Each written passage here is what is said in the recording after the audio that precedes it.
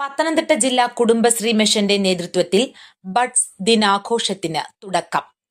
കിടപ്പിലായ കുട്ടികളുടെ വീടുകൾ സന്ദർശിച്ച് പള്ളിക്കൽ ബഡ്സ് റീഹാബിലിറ്റേഷൻ സെന്ററിൽ ഓഗസ്റ്റ് 10 മുതൽ 16 വരെയാണ് വിവിധ പരിപാടികൾ സംഘടിപ്പിക്കുന്നത്.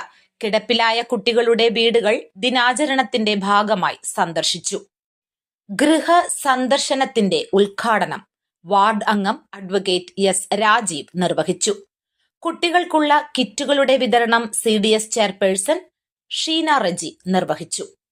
പത്തനംതിട്ട കുടുംബശ്രീ ജില്ലാ മിഷന്റെ നിർദ്ദേശങ്ങൾ പാലിച്ചുകൊണ്ട് കിടപ്പിലായ കുട്ടികൾക്ക് ആവശ്യമായ സാധനങ്ങൾ കണ്ടെത്തുന്നതിനായി വിവരശേഖരണം നടത്തുകയും ആവശ്യ സാധനങ്ങളുടെ ലിസ്റ്റ് തയ്യാറാക്കുകയും ചെയ്തു. കിടപ്പിലായ കുട്ടികൾക്ക് അധ്യാപകരെയും കൂട്ടുകാരെയും നേരിൽ കണ്ടപ്പോൾ വലിയ സന്തോഷവും മാനസിക ഉണർവും അനുഭവപ്പെട്ടു. കുട്ടികളോടും കുടുംബാംഗങ്ങളോടും സ്നേഹപൂർവ്വം സംസാരിച്ച് അവരുടെ ആവശ്യങ്ങൾ മനസ്സിലാക്കാനും പിന്തുണ ഉറപ്പാക്കാനും ഗൃഹസന്ദർശനം സഹായമായി.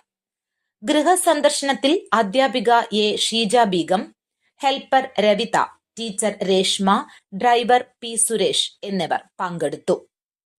News bureau, Adoor.